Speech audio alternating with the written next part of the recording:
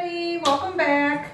Hope everyone is doing well and keeping yourself safe and healthy during these very strange times that we're in. I am going to show you today how to make another kind of book. We made these last time we talked, and the video is online at Selmo at home, so you can see it if you want to make this kind of book. One of the things about these books is that in order to open them up, you have to fold the cover back. So I'm going to show you a book today that looks like this, and when it opens up, here's the book, when it opens up, it actually lays flat. So the pages open up and you can actually lay the whole book flat. So maybe a little more convenient for different uses. Again, there are a million different uses for these books. You can use them as journals, you can use them to collect recipes or quotes, take notes at a meeting. They're great gifts. If you know someone who journals or who is an artist and needs a sketchbook, these are perfect. They can be very personal. You can decorate them for each individual person. You can also pick colors and patterns of paper that go for the person that you're giving the gift to. So there's a lot of versatility in these. Basically, these books are put together very similarly to the first books, except that we're going to do a little bit of folding with this. So this is the book I have made. The stitching along the side is a little bit different. So I'm going to use white ribbon here. It's very, very thin white ribbon. You can get this at Michael's, really super inexpensive. There's 10 yards on here, so you can get quite a few books out of this. You can also use just plain old thread.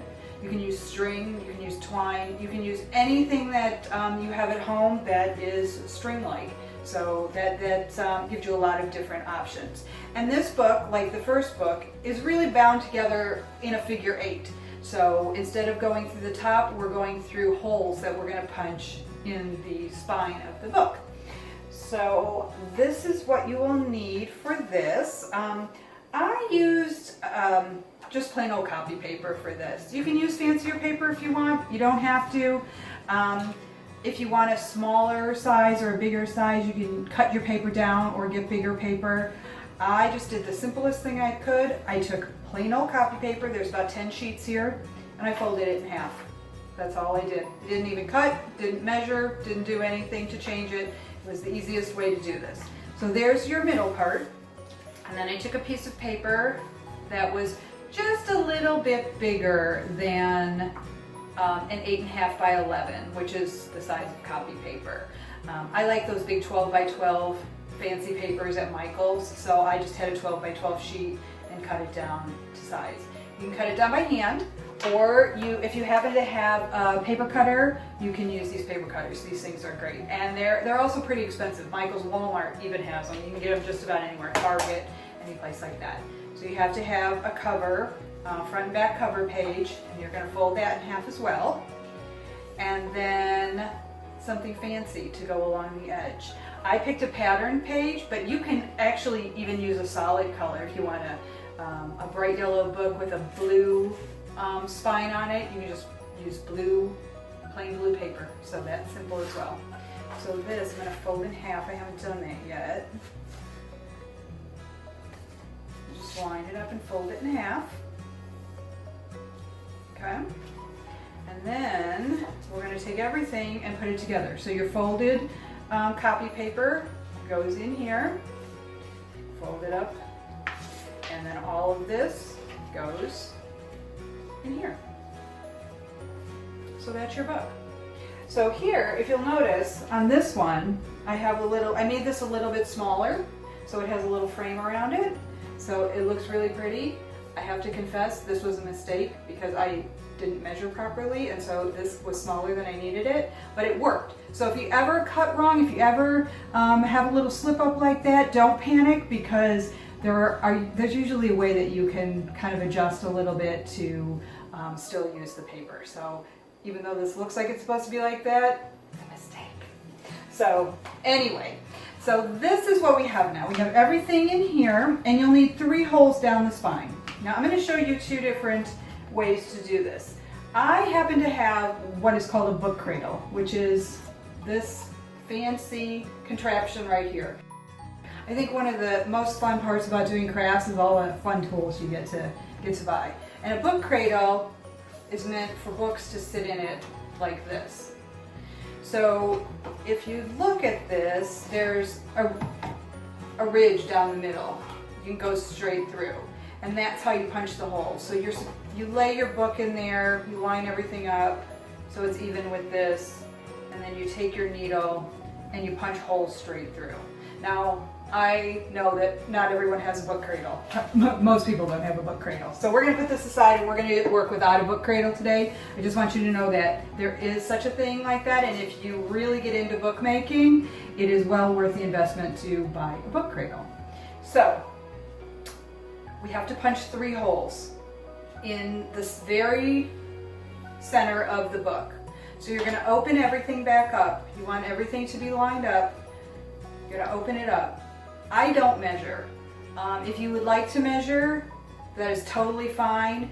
At this point, I just kind of eyeball it, so that's what I'm going to do today. But if you'd like to measure, you need a hole in the center. So this is 8.5. So 4 1/4 would be your center.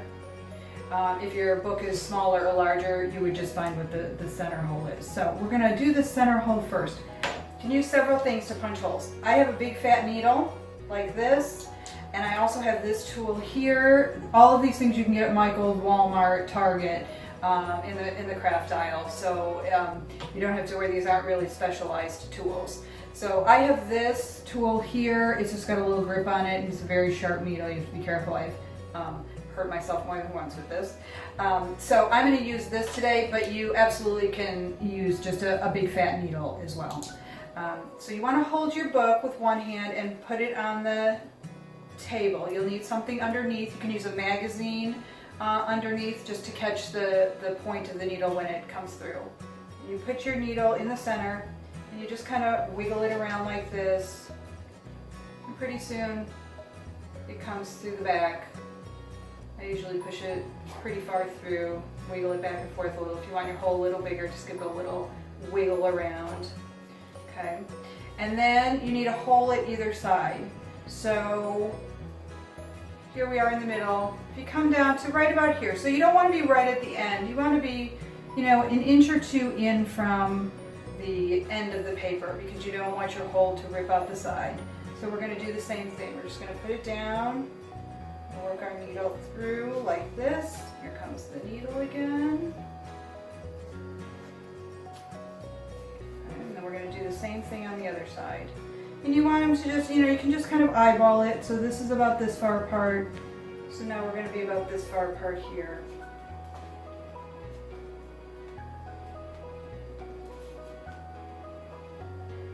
There it goes through. Okay. Now we have 3 holes right down the center of the book, and they go all the way through to the other side. So I'm going to use ribbon to do the binding today just because it's easier to see on the video, but you can really use anything you want. You can use thread, you can use string, anything that will hold the book together. If you use thread, I would recommend that you use 2 or 3 strands of thread at one time so that it's just a little bit stronger. One strand of thread is a little thin for this, but you certainly can use it. So just double your thread over. Again, this I don't measure anymore because I kind of have an eye for this, but if you want to measure out your ribbon, probably somewhere around 3 feet, 3 to 3.5 feet will be plenty of ribbon for this. So I'm going to use my needle. You do need a needle for this because the holes are small, so you'll need a needle if you're using thread or ribbon to go through. This needle happens to have a very large hole in it, so that's why I'm able to use this. Okay, so now we are going to sew, and the sewing is really the same as the previous book we made, except it's in the spine, and I will go through that step again with you.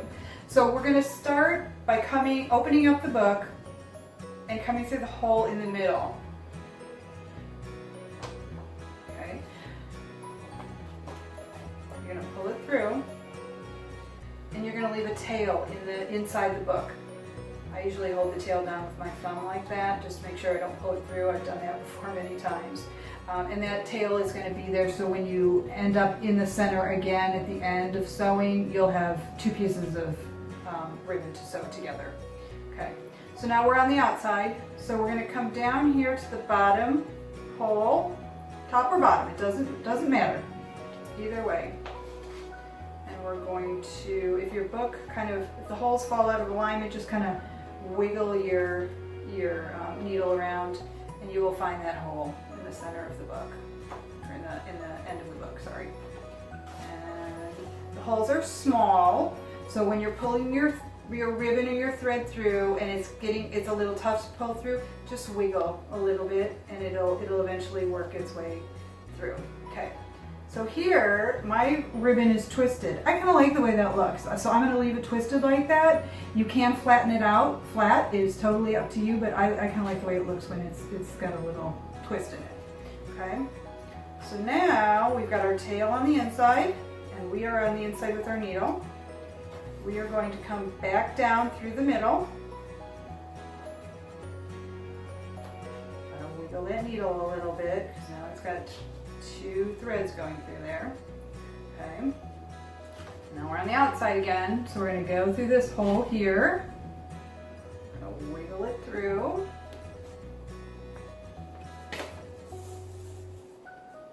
Okay, so now I have 1 thread that's twisted and 1 that's not. So I'm just going to twist this a little bit so it matches, so they both match. Just takes a little finessing from both sides. And we'll do 1 more twist on that. Okay, so now they're both twisted. Has a little twist in it. Okay, so now you are inside the book. And you have the tail that you originally made, and you take the needle off, and the tail that you just came through. So, best thing to do is to slip this last tail underneath here, pull it down, okay, looks like that. I'll hold it up there, it looks like that. And then we're just going to tie them together in a bow, or a knot.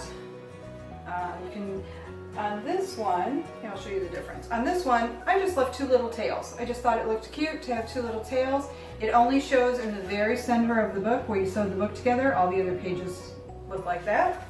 So it's just kind of a little interesting thing in the center. Or you can tie a tiny little bow. Actually, I think I'll just leave it and just tie a double knot, and we will leave it just the way it is. I always cut my ribbon on a little bit of an angle just to make it look finished. And there you go, that's your center. You close your book up. It needs a little, just kind of fold it back down. There you go. Your book is all finished. And now you have a book to give away for a gift or keep for yourself and use for a million different things, whatever you want. You can also personalize these books by putting someone's name here, or putting a quote, or drawing a little picture. It's up to you. Thanks for joining me again. Stay safe.